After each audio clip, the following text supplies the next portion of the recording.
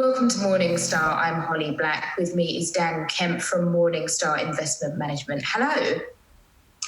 Good morning, Holly. It's great to be here with you, even though we're not really together. No, we're not. So it's a bit of a crazy time at the moment. From your perspective as an investor, what's been going on? Well, I think it's a very exciting time to be an investor. It's concerning for people, obviously, particularly those with health concerns and those that need their money in the near term. But if you're able to be a long-term investor, then we're seeing a great opportunity to pick up assets at prices we haven't seen for years.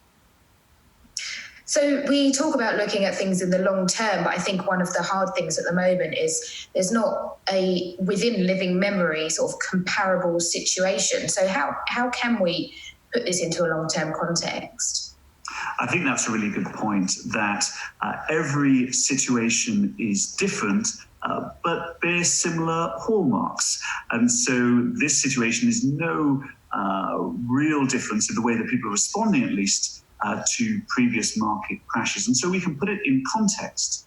The first thing to say is that we never know what will happen from a political perspective. We never know exactly what the immediate impact of policy changes will be. We certainly don't know how the virus will develop. What we do know is that if you buy assets at very attractive prices relative to their long-term fair value, then that sets you up well for strong returns into the future. And so we would always encourage people to look up from the day-to-day news that we're seeing, stop trying to interpret every change in policy and every move in the market, and instead just compare the prices you're seeing for that long-term fair value. So a lot of investors might feel panicked because they can track the stock market in real time and see those big price movements. But actually, I think most people are probably exposed to that through funds, and they don't move in quite the same way. So do we need to think about our fund investments a little bit differently? That's absolutely right. And this is one of the dangers of trying to interpret fund performance at this time during market crises. Because as most investors will probably know, a typical fund just prices once a day. For UK funds, that's normally midday. Now, what we have to remember about midday is that that's before the US market opens.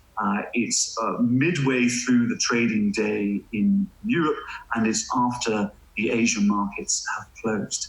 And if you just have that one point every day, then it gives you a very limited picture and limited comparability across markets and across funds.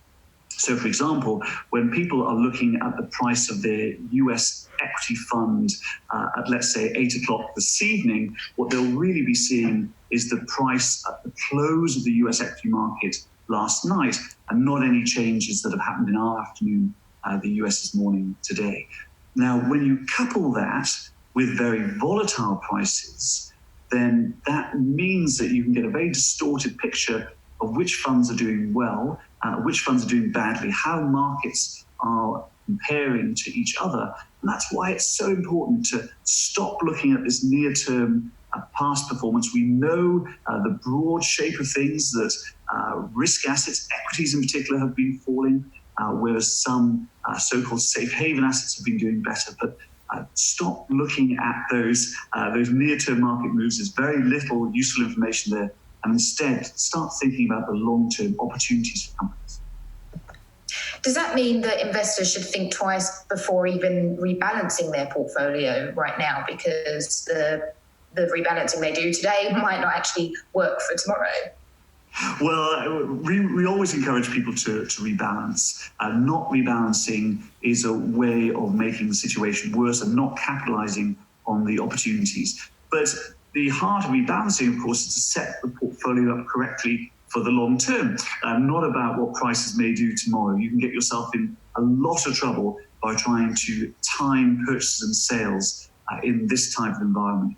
Far better to make sure that your portfolio is in the shape that you want it to be in over the long term, and you do that primarily through rebalancing. Keep rebalancing as the portfolio gets out of kilter due to price moves, and then what you'll find is that over the long term, you're well set up. Dan, thank you so much for your time. For Morningstar, I'm Holly Black.